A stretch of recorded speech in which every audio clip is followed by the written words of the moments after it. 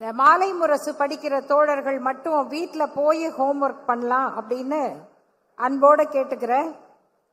நாளைக்கு காலையிலையும் வீட்டில் எழுந்து கவனமாக பேப்பர் படிங்க. கற்றிலனாயினும் கேட்க அப்படின்னு திருவள்ளுவர் சொன்னார்.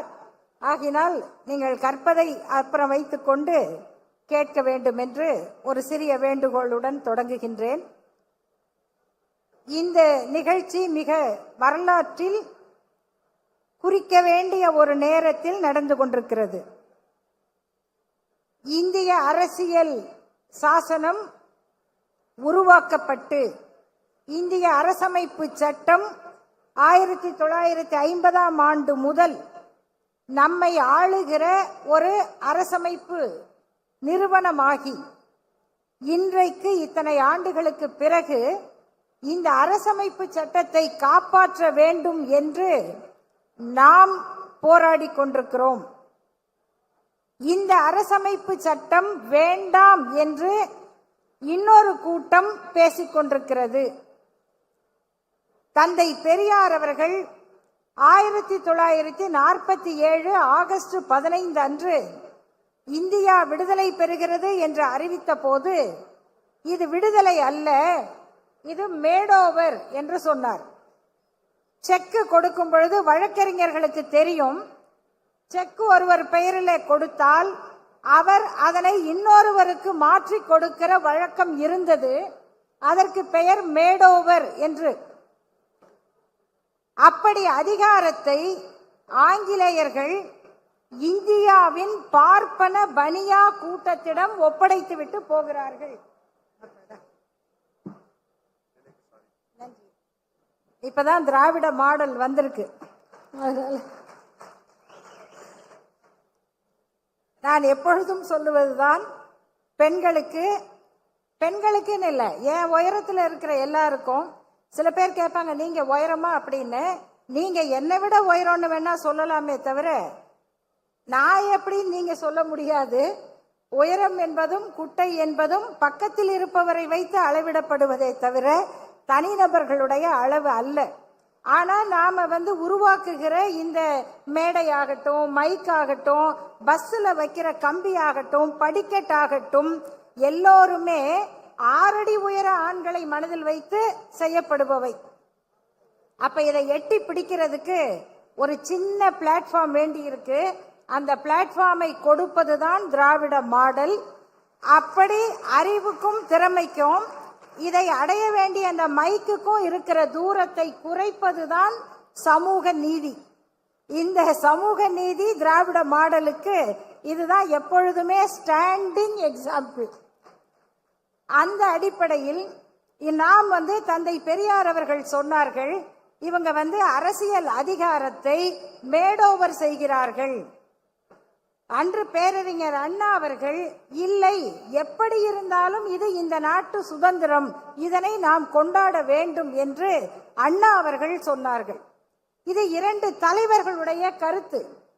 ஆனால் இந்த இரண்டும் இன்றைக்கு சமநிலைப்பட்டு நாம் என்ன காரணங்களுக்காக எதிர்த்தோமோ அந்த அரசியல் சாசனத்தை உருவாக்கிய காங்கிரஸ் கட்சி இன்று நாம் சொல்லுகிற திருத்தங்களை ஏற்றுக்கொள்ளுகிற இடத்திற்கு மாறியிருக்கிறது.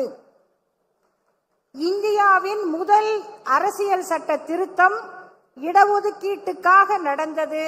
அதற்கான போராட்டத்தை நடத்தியவர்கள் நாம்.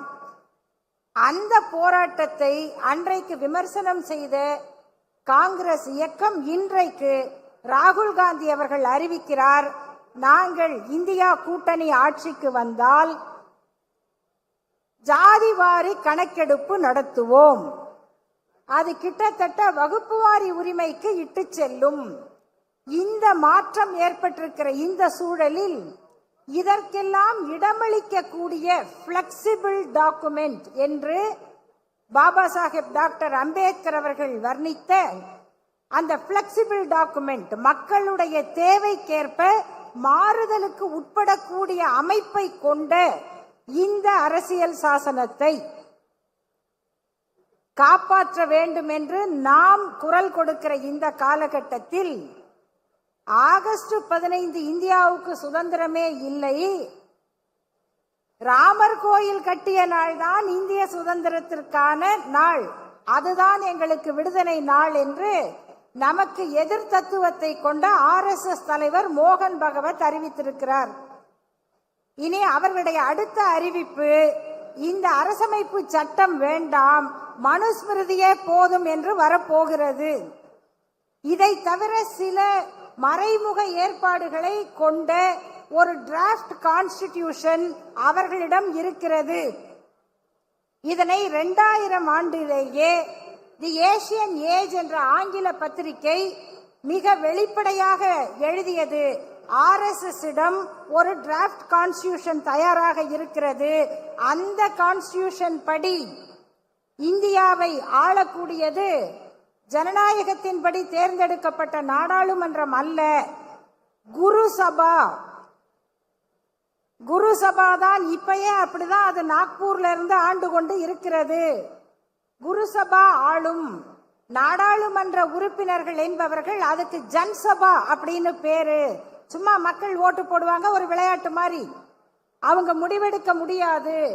அதற்கு ஒரு மிரர் இமேஜ், கண்ணாடியை போல மாநிலங்களுக்கு வித்வத் சபான்னு ஒன்று இருக்கும். அதுக்கு இந்த மயிலாப்பூர் ஃபைன் ஆர்ட்ஸ் எல்லாம் அங்க வந்து நிற்கும். அவங்க வித்வத் சபா நம்மை வழி நடத்துவார்கள். இந்த மாதிரியான ஒரு டிராஃப்ட் கான்ஸ்டிடியூஷன் ஏற்கனவே அவர்களால் தயாரிக்கப்பட்டிருக்கிறது. அதற்கான சோர்ஸ் மெட்டீரியல் என்னன்னா ஸ்மிருதிகள் தான். இந்த தத்துவ போராட்டம் தொடங்க போகிற இந்த காலகட்டத்தில் திராவிட முன்னேற்ற கழகத்தின் சட்டத்துறை நடத்துகிற இந்த மாநாடு வரலாற்று முக்கியத்துவம் பெற்ற மாநாடு என்று பதிய வைக்கப்படுகிறது. இது மிக முதன்மையான கட்டம். இந்த காலகட்டத்தில் இந்த மாநாட்டில் எனக்கு ஒரு அருமையான தலைப்பு கொடுத்திருக்கிறார்கள். அது என்னவென்றால் இந்திய அரசமைப்பு சட்டமும் மகளிர் உரிமையும் அப்படின்னு. இது ஒரு நல்ல தலைப்பு, நான் பேச வேண்டிய தலைப்பு. ஆனா நான் இப்பொழுதே ஒரு ஆலோசனை சொல்லுகிறேன். ஒரு பெரிய சட்டவியல் அறிஞர் ஹிலேர் பிராண்டன் என்று ஒரு சட்ட அறிஞர், அவங்க ஒரு புத்தகம் எழுதுறாங்க, த introduction to the feminist jurisprudence அப்படின்னு. அந்த நூலுக்கு அவங்க ஒரு முன்னுரை எழுதும் போது, சட்டங்கள் எல்லாம் ஒரே மாதிரி தான் இருக்கிறது, ஆனால் அதை செயலாற்றுகிற தன்மை, எழுதப்படுகிற முறை என்பது மேஸ்குலினிட்டியால் நிரப்பப்பட்டிருக்கிறது அப்படின்னு எழுதினாங்க. சட்டம் நல்லா தான் எழுதுறீங்க, அதாவது பேசும்போது இலக்கணமாக தான் பேசுறீங்க, பாட்டு எழுதும் போது கோட்டை விட்டுறீங்க அப்படின்ன மாதிரி. சட்டம் எழுதப்பட்டதெல்லாம் சரியாதான் இருக்கு, ஆனா நடைமுறைக்கு வர்றதுல ஏன் இந்த இடைவெளி இருக்கிறது, அதை செயல்படுத்துகிறவர்கள் யார், அந்த சிந்தனை என்னவாக இருக்கு. அதனால நான் இந்த எடுத்துக்காட்ட சொல்றேன். மாநில சுயாட்சி பற்றியும் நான் பேசுவேன் இல்லையா, இடஒதுக்கீடு பத்தியும் நான் பேசுவேன், மகளிர் உரிமை பத்தி இந்திரகுமாரும் நல்லா பேசுவாரு, சூர்யா சேவியரும் நல்லா பேசுவாரு. ஆனா நம்ம மனசுல என்ன தோணுதுன்னா, பெண்களை பத்தி ஒரு தலைப்பு பேசணும்னா அத பெண்கள் தான் பேசணும் இல்லையா, இல்ல ஒரு பெண்ணை பேச கூப்பிடணும்னா அவங்களுக்கு பெண் சம்பந்தப்பட்ட தலைப்பு தான் கொடுக்கணும். இப்படியான ஒரு ஸ்டீரியோ டைப்பிங் நம்ம மனதில் சமூக சிந்தனையாக, சோசியல் சைக்கியாக பதிய வைக்கப்பட்டிருக்கு. அதை மீறி நாம எங்க சிந்திக்க முடியும் என்று சொன்னால், ஒரு சமூக சிந்தனை பின்னணி இருந்தாதான் சிந்திக்க முடியும். அப்படி சிந்தித்தவர்கள் தான் சட்டத்தை உருவாக்குகிறார்கள். அந்த சட்டத்துக்கும் செயல்பாட்டுக்கும் நடுவில் ஒரு சின்ன இடைவெளி இருக்கும். இந்த அடிப்படையை புரிந்து கொண்டால்தான் சட்டத்தின் நோக்கம் வெற்றி பெறும் என்கிற முதல் கருத்தை பதிய வைக்கிறேன். இரண்டாவது, இந்திய அரசமைப்பு சட்டத்தில் பெண்களுக்காக என்று வழங்கப்பட்ட உரிமைகள் உண்டு. ஆண்களுக்கும் சேர்த்து பொதுவாக சொல்லப்பட்ட உரிமைகளில் பெண்களுக்கு பயன் தரக்கூடியவை நிறைய உண்டு. ஆர்டிகிள் 14 சட்டத்தின் முன்னிலையில் அனைவரும் சமமாக கருதப்பட வேண்டும். எல்லா உரிமைகளும் அனைவருக்கும் கிடைக்கும். யாரையும் எந்த வேறுபாடும் காட்டக்கூடாது. 15 இதனுடைய தொடர்ச்சி. 16 அரசு தொடர்பான வேலைகள் போன்றவற்றில் எல்லாரும் சமமா இருக்கணும். இந்த சட்டப்பிரிவுகளில் 15(3) அரசியல் அமைப்புடைய ஆர்டிகிள் 15(3) இதுதான் அரசமைப்பு எழுதப்பட்ட போதே இருந்தது. அந்த பிரிவு என்ன சொல்லியது? ஆர்டிகிள் ஏன்னா நிறைய முந்தியெல்லாம் கேட்பாங்க, இந்த பேருந்துல பெண்களுக்கென்று இடம் ஒதுக்கும் போது அப்பதான் ஆண்களுக்கு பெண் உரிமை பற்றி எல்லாம் ஞாபகம் வரும். அப்ப பஸ்ல ஏறி கேட்பாரு, ஏங்க மத்ததுல எல்லாம் ஈக்குவல் ரைட் பேசுறீங்க, பஸ்ல மட்டும் தனியா சீட்டு கேட்கறீங்களே அப்படின்னு. அவங்க காலையில எந்திரிச்சு வீட்டுல வேலை செஞ்சு சமையல் பண்ணி பிள்ளைங்களுக்கு பேக் பண்ணி கொடுத்துட்டு ஓடி ஓடி பஸ்ல ஏறி வர்றாங்க. அவங்களுக்கு கால் வலிக்கும், இடுப்பு வலிக்கும், அவங்களுக்கு உட்கார இடம் வேணும். நீங்க காலையில எந்திரிச்சு வீட்டுல பெஞ்ச தேய்ச்சிட்டு காஃபி கொடுத்தா அதை மெதுவா குடிச்சிட்டு மெதுவா நீங்க குளிக்கிறதுக்கு ஒருத்தர் சுடு தண்ணி வச்சு குளிச்சு கிழிச்சு புறப்பட்டு வர்றதே பெரிய வேலையா வர்றீங்க. நீங்க கொஞ்சம் நின்றுகிட்டு கூட வரலாம், தப்பு இல்லை, உங்க கால் கொஞ்சம் வேலை தான் செய்யட்டும் அப்படின்னு அப்போ நிறைய பேசுவாங்க ஒரு கட்டத்துல. அப்ப எந்த இடஒதுக்கீட்டு தத்துவத்துக்கும் இதே தான், எல்லாம் ஈக்குவல்ங்கிறீங்களே, அப்புறம் ஏங்க ரிசர்வேஷன்? இப்பயும் அறிவாளிகள் கேட்கிறாங்கல்ல, ஜாதி பேரை ஏங்க போடணும் அப்படின்னு. இந்த கேள்விகளுக்கெல்லாம் விளக்கம் கொடுத்த 15(3) என்கிற பிரிவு அரசியல் சாசனத்துல இணைக்கப்பட்டது. அது அடிப்படையிலேயே இருந்தது. அது எல்லாம் சமம் எல்லாம் சமம் என்பது பெண்களுக்கான சிறப்பு ஏற்பாடுகளை சட்டங்களை வகுப்பதற்கு தடையாக இருக்காது. அது பாசிட்டிவ் டிஸ்கிரிமினேஷன், அவங்களுக்கு முன்னுரிமை கொடுப்பது. அதை போல ஃபண்டமெண்டல் ரைட்ஸ் ஆர்டிகிள் 19 இந்த ஃபண்டமெண்டல் ரைட்ஸ்ல பெண்களுக்கு எல்லாம் கிடைச்சிருச்சா அப்படின்னா பெரிய கேள்வி. ஏன்னா right to freedom of speech and expression சட்டத்தில் இருக்கு. ஆனா பெண்கள் நினைச்சதெல்லாம் பேசிட முடியுமா?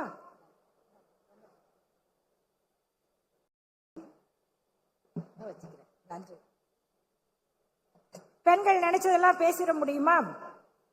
எழுதிட முடியுமா? ஒரு ஆண் எழுதுவதையே ஒரு பெண் எழுதினால் அது எப்படிங்க பொம்பளை அந்த மாதிரி எழுதலாம்? அது எப்படி ஒரு பொம்பளை அப்படி பேசலாம்? இன்னைக்கும் கேட்கிறாங்க. அப்ப right to freedom of speech and expression India பூரா எங்க வேணா போலான் இருக்கு. பக்கத்து ஊருக்கு பஸ்ல போறதுக்கே பிரச்சனையா இருக்கு. ஏன் இத்தனை மணிக்கு போனேன்? ஒரு அஃபென்ஸ் நடக்குது, ஒரு தப்பு நடக்குது, ஒரு குற்றம் நடக்குது அப்படின்னா ஒரு பெண்ணுக்கு 9 மணிக்கு 10 மணிக்கு ஒரு பஸ் ஸ்டாண்ட் பக்கத்துல ஒரு வன்முறை நடக்குது. அப்படி வன்முறை நடந்தா இங்க வந்திருக்கிறவங்க எல்லாரையும் கேட்கிற, எத்தனை பேர் இத டிவியில பாக்குறவங்களும் யோசிச்சு சொல்லுங்க, எத்தனை பேர் 9 மணிக்கா ராத்திரி 9 மணிக்கு அந்த பக்கம் போற திருடன் யாரு? ராத்திரி 9 மணிக்கு அந்த பக்கம் பொம்பளைங்களை வம்பிழுக்கிறதுக்கே நிப்பானே அந்த பொறுக்கி யாரு அப்படின்னு கேப்பீங்களா?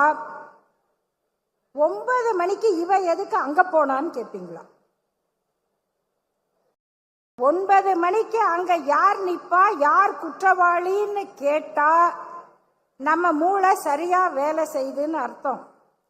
9 மணிக்கு இந்த பொண்ணு ஏன் அங்க போனான்னு கேட்டா அந்த குற்ற மனப்பான்மை உங்க மனசுலயும் இருக்குன்னு அர்த்தம். 9 மணிக்கு அப்படி ஒரு பொண்ணு போனா அவளுக்கு அந்த குற்றம் நடக்கலாம், நடக்கணும், நடக்கும் அப்படின்னு நினைக்கிற எல்லா மனசுமே குற்ற மனப்பான்மை தான். அதான் மென்ஸ்ரியா. இத அங்க செயல்படுத்துறவன் தான் ஆக்டர்ஸ் ரியஸ்க்கு வர்றான். ஆகையினால அந்த மென்ஸ்ரியா நம்ம மனசுல இருக்க கூடாது அப்படின்னு அரசமைப்பு சட்டம் சொல்லுது. Article 21 right to life. Supreme court சொல்லுது ரைட் டு லைஃப்ங்கிறது வெறும் உயிரோட இருக்கிற உரிமை அல்ல, right to live with dignity, மனித மாண்போட மரியாதையோட மானத்தோட வாழ்ற உரிமை தான் ரைட் டு லைஃப். 23 என்ன சொல்லுது? ரைட் அகெயின்ஸ்ட் எக்ஸ்ப்ளாய்டேஷன், டிராபிக்கிங், பெண்களுடைய உடலை வியாபார பொருளாக ஆக்காமல், பெண்ணுடைய உடலை வணிக பொருளாக்காம, தாக்காம, அதை ஒரு சந்தக்கடை மாதிரி நினைக்காம, கூட்டத்தில் ஒரு பெண் நடந்து போனா அந்த பெண்ணை உரசி போறதுதான் தன்னுடைய உரிமை அப்படின்னு மூளை அழுகி போகாம ஒரு பண்பட்ட சமூகத்தில் வாழ்றது தான் ரைட் டு லைஃப். இத அரசமைப்பு சட்டம் சொல்லுது. அவளுடைய விருப்பத்துக்கு எதிரான பழக்க வழக்கங்களுக்கு உட்படுத்த கூடாது. Right of choice to marriage கூட ஆர்டிகிள் 21 வரும். ஒரு பெண் யாரை திருமணம் செய்யணும் செய்யக்கூடாது அப்படின்னு அந்த பெண் முடிவு செய்வது, இதெல்லாம் இருக்குங்க. அதுக்கப்புறம் ஆர்டிகிள் 36 இருந்து 51 வரைக்கும் பார்ட் 4 பிரின்சிபிள்ஸ் என்னது? டைரக்டிவ் பிரின்சிபிள்ஸ், அரசுக்கான வழிகாட்டு நெறிமுறைகள், சம கூலி சம வேலை எல்லாம் சொல்லுது. இதெல்லாம் அரசமைப்பு சட்டத்தில் இருக்கு. ஆகையினால இது முதல்ல நாம மனதில் பதிய வைத்துக் கொள்ள வேண்டியது, ஒரு பெண் சுதந்திரமாக வாழ்வதற்கான, சமமாக வாழ்வதற்கான, மனித மாண்புகளோடு வாழ்வதற்கான அனைத்து உரிமைகளுக்கும் அரசமைப்பு சட்டம் வழிவகை செஞ்சிருக்கு. இது 2வது கருத்து. 3வது, அதுக்கும் நமக்கும் என்ன தொடர்பு? இந்த சட்டங்கள் அமைந்ததுல திராவிட இயக்கத்துக்கு என்ன பெருமை அப்படின்னு கேட்டா, இந்த அரசமைப்பு சட்டத்தின் பிரிவு 14 இருந்து 23 வரைக்கும் சொல்லப்படுகிற அடிப்படை உரிமைகள் தொடங்கி அரசியல் நெறிமுறைகள் வரைக்கும் அத்தனையும் நம்முடைய சுயமரியாதை இயக்க மாநாட்டு தீர்மானங்களாக நிறைவேறியவை. 2 மட்டும் சொல்றேன். 1929 செங்கல்பட்டு சுயமரியாதை மாநாட்டு தீர்மானங்கள். இது நமது குறிக்கோள் அப்படிங்கிற பேர்ல திராவிடர் கழகம் வெளியிட்ட வெளியீடு. இதுல அந்த தீர்மானங்கள் எல்லாம் இருக்கு.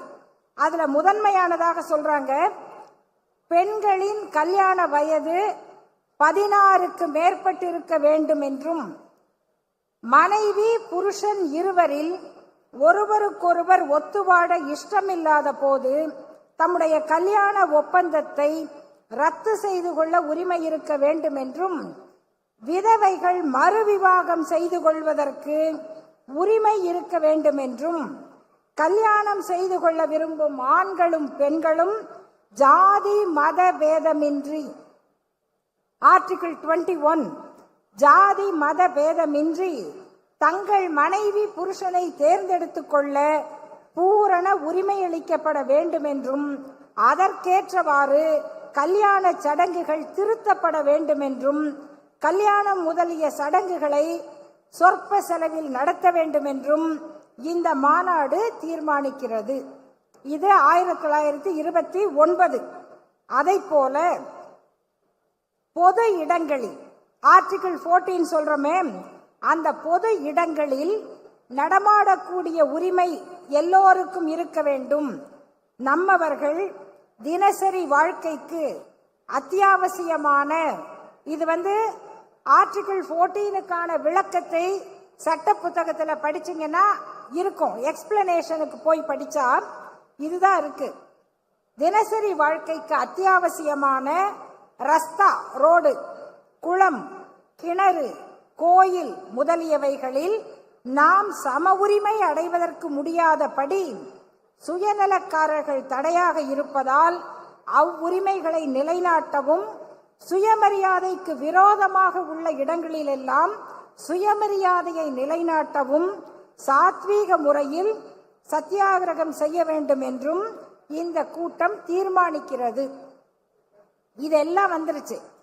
பெண்களுக்கு சொத்துரிமை, பெண்களுடைய வாரிசு உரிமை, இவை அத்தனையும் அரசியல் சாசனத்தில் சொல்லப்பட்ட உரிமைகளை 1929, 30, 31 ஆகிய ஆண்டுகளில் சுயமரியாதை இயக்க மாநாடுகள் போட்ட தீர்மானங்கள் பேசியிருக்கின்றன.